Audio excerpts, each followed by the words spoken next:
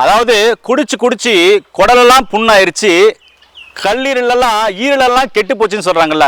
இது யாருக்கு அதிகமாக பாதிப்பை உண்டாக்கும் அப்படின்னு சொன்னால், குடிப்பழக்கத்தினால் ஏற்பட்டவர்களுக்கு கல்லீரல் பாதிப்பு அதிகமாக உண்டாக்கும். அவங்களுக்கு மஞ்சள் கம்மலை வரும், கண்ணெல்லாம் மஞ்சளாக இருக்கும், விரலெல்லாம் மஞ்சள், அதாவது நெகமெல்லாம் மஞ்சளாக இருக்கும், யூரின் போனால் மஞ்சள் கலராக இருக்கும், ஒரு சில நாக்கு கூட மஞ்சள் கலராக இருக்கும்.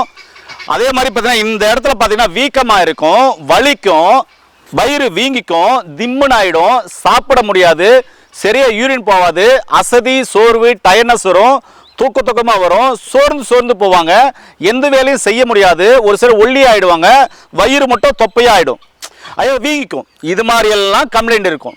இதுக்கு சித்தா, ஆயுர்வேதா, யுனானி, ஹோமியோபதி நிறைய மருந்துகள் இருக்குது. நவீன மருத்துவ முறையில் அலோபதியிலும் பார்த்தீங்கன்னா நல்ல மருந்துகள்லாம் வந்தாச்சு. இப்போது நான் என்னன்றேன்னா, அந்த மருந்துகள்லாம் எடுத்துக்கோங்க. ஒருவேளை மஞ்சள் காமாலை வந்துருச்சு அப்படின்னா அதை 3 நாளில் எப்படி நம்ம முன்னோர்கள் சரி பண்ணாங்க அப்படின்ற விஷயத்த நான் வெளிப்படையாக உங்களுக்கு சொல்ல போகிறேன். அது என்ன மூலிகை அப்படின்னா, இப்போ என் கையில் இருக்குதான் பார்த்தீங்கன்னாக்கா ஆமணக்கு இலை, அதாவது விளக்கெண்ணெய் வருது இல்லைங்களா, அந்த விளக்கெண்ணெயை தயாரிக்கிற மூலிகை இதுதான். ஆமணக்கு இலை இல்லை முத்துக்கொட்டை இலைன்னு சொல்லுவாங்க. நாட்டு ஆமணக்கு இலை இது. இந்த இலையை வந்து பார்த்திங்கன்னா பெருசாக எடுக்க வேண்டாம், இதெல்லாம் தேவையில்லை, இப்படி எடுத்துக்கூடாது, இதெல்லாம் எடுக்க வேண்டாம். இதோடைய கொழுந்து இருக்குது பாருங்கள், இந்த கொழுந்தை பார்த்திங்கன்னா இப்படி எடுத்துக்கணும்.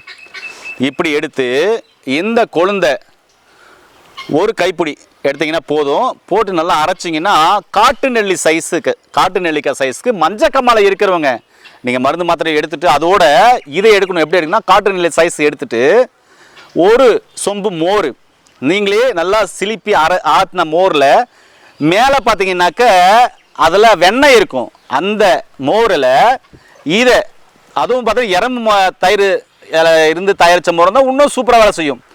ஒரு காட்டு நெல்லி சைஸ் இந்த மூலிகையை உள்ளே போட்டு கலக்கி மஞ்சள் காமாலை இருக்கிறவங்களுக்கு குடிக்கணும். கலக்கி குடிக்க முடியல, அந்த உருண்டையை சின்ன உருட்டி உள்ளே போட்டு முழுகிட்டு மோர் குடிச்சிக்கணும். 3 நாள் வெறும் வயிற்றில் குடிக்கணும். அந்த 3 நாளும் அரிசி உடைச்ச கஞ்சி, என்ன அரிசி உடைச்ச கஞ்சி, கருப்பு கவனி அரிசியை வறுத்துக்கணும். வறுத்துட்டு ஆற வச்சு மிக்சியில் போட்டு பொடி செஞ்சு வச்சுக்கணும். அப்புறமா ஒரு பாத்திரத்தில் தண்ணி ஊற்றி தேவையான அளவு அந்த அரிசி மாவை எடுத்து போட்டு உப்பு இல்லாமல் கொதிக்க வைக்கணும். கொதிக்க வச்சு அந்த கஞ்சியை 3 வேளையும் குடிக்கணும். குடிச்சிட்டு இந்த மருந்தை எடுத்துகிட்டு வரணும், அதாவது இந்த உருண்டையை சாப்பிட்டு வரணும்.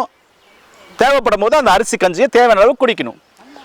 குடிச்சிட்டு வந்தாங்கன்னா அதுக்கப்புறம் உப்பு, புளி, காரமாக எதுவும் சாப்பிடக்கூடாது, நான்வெஜ் சாப்பிடக்கூடாது, போதை பழக்கங்கள் பயன்படுத்தக்கூடாது. இந்த 3 நாள் பத்திய சாப்பாடு, உப்பு இல்லாத கஞ்சி.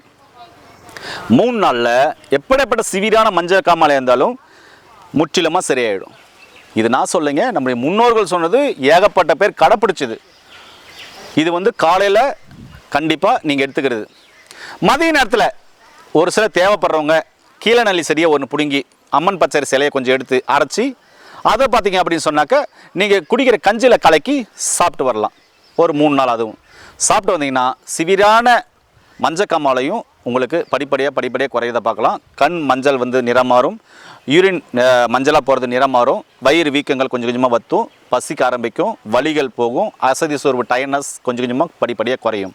இது 3 நாளில் அற்புதமான மாற்றத்தை கொடுக்கக்கூடிய ஒரு அற்புதமான மருந்து. சரிங்களா? ஒருவேளை நான் தண்ணி அடிக்கிறேன் ஐயா, ஆனால் எனக்கு மஞ்சள் காமாலை இல்லை, ஒருவேளை கல்லீரல் பிரச்சனை இருக்குமான்னு பயமாக இருக்குது, நான் எந்த டெஸ்ட்டும் பண்ணல அப்படின்றவங்களுக்கு 6 மாதத்துக்கு ஒரு முறை 3 நாளைக்கு இந்த பத்திய முறையில் இருந்து இந்த உருண்டையை சாப்பிட்டீங்கன்னா இன்னும் சூப்பராக கல்லீரல் இயங்க ஆரம்பிக்கும். சரிங்களா? அது இல்லாமல் ஹெப்படைட்டிஸ் பி இருக்கு இல்லையா, அவங்களுக்கு இதே மூலிகை தான், பச்சையாக தான் எடுக்கணும். எடுத்து அரைச்சி சுண்டக்காய் சைஸ்லேருந்து அதாவது காட்டு நெல்லிக்காய் சைஸ் மஞ்சள் காமாலை இருக்கிறவங்களுக்கு, ஹெப்படைட்டிஸ் பி இருக்கிறவங்களுக்கு சுண்டக்காய் சைஸ்லேருந்து காட்டு நெல்லிக்காய் சைஸ் ஒரு இவ்வளோ பெருசு.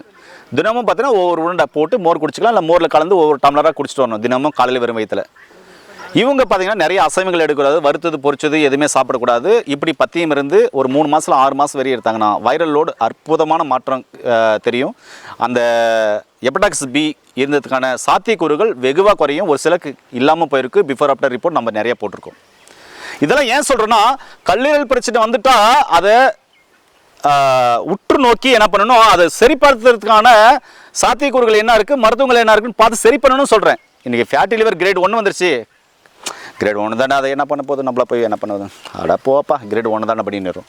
கிரேட் 2 வருது, அப்போ கொஞ்சம் பயமாக இருக்கும். கிரேட் 3 வருது, 3 வருது, அப்போ ரொம்ப பயமாக இருக்கும். அதை அப்படியே விட்டோம்னா லிவர் சிரோசிஸாக மாறும். அதுவும் அப்படியே விட்டோம்னா லிவர் ஃபெயிலராக மாறும். அப்போ லிவர் டிரான்ஸ்பிளான்ட் பண்ண வேண்டிய சூழ்நிலைக்கு தள்ளப்பட்டுருவீங்க. லிவர் ஏறக்குறைய 500க்கும் மேற்பட்ட வேலைகளை நம்ம உடலிலிருந்து செய்யுது. அதனால தான் சொன்னேன், இந்த மருந்துகளை பார்த்து நீங்கள் எடுக்கும்போது மிக அற்புதமாக வேலை செய்யணும்னு சொல்கிறேன். இதோட கீழே நெல் எடுத்துக்கலாம். அதுக்கப்புறம் பார்த்தீங்கன்னாக்கா அம்மன் பச்சரிசி எடுத்துக்கலாம். காய்கறியில் பார்த்தீங்கன்னாக்கா வெண்பூசணி, மஞ்சள் பூசணி, பீர்க்கங்காய், புடலங்காய் எடுத்துக்கலாம். பழங்களில் நான் நிறைய சொல்லிட்டேன். இதெல்லாம் எடுக்கும்போது பார்த்தீங்கன்னா உங்கள் கல்லீரல் அற்புதமாக வேலை செய்ய ஆரம்பிக்கும். கல்லீரலை பாதுகாக்கணும் அப்படின்னு சொன்னால் இயற்கையான பழங்கள், காய்கறிகள், தேவையான அளவு சாப்பாடு, போதை பழக்கங்கள் இல்லாமல், மசாலா ஐட்டம் இல்லாமல் சாப்பிட்டு வந்தீங்கன்னாவே கல்லீரல் அற்புதமாக இயங்க ஆரம்பிக்கும். கல்லீரலை பார்த்துக்கோங்க, சரியான ஓய்வு கொடுங்க, சரி நேரத்தில் தூங்குங்க, மைண்டை ரிலாக்ஸாக வச்சுக்கோங்க. இந்த தகவல் உங்களுக்கு பிடிச்சிருக்குன்னு நினைக்கிறேன். இந்த தகவல் பிடிச்சிருந்தா இந்த வீடியோவை லைக் பண்ண மறந்துடாதீங்க, ஷேர் பண்ண மறந்துடாதீங்க. எல்லாருக்குமே இந்த வீடியோவை ஷேர் பண்ணி விடுங்க. யாரோ ஒருத்தருக்கு பயனுள்ளதாக இருக்கும். இது ரொம்ப ரொம்ப அற்புதமான மருத்துவ தகவல், முன்னோர்கள் பயன்படுத்துது. இதனால் சைடு எஃபெக்ட் எதுவுமே கிடையாது. மீண்டும் இன்னொரு அருமையான பதிவில் சந்திக்கலாம். நன்றி, வணக்கம்.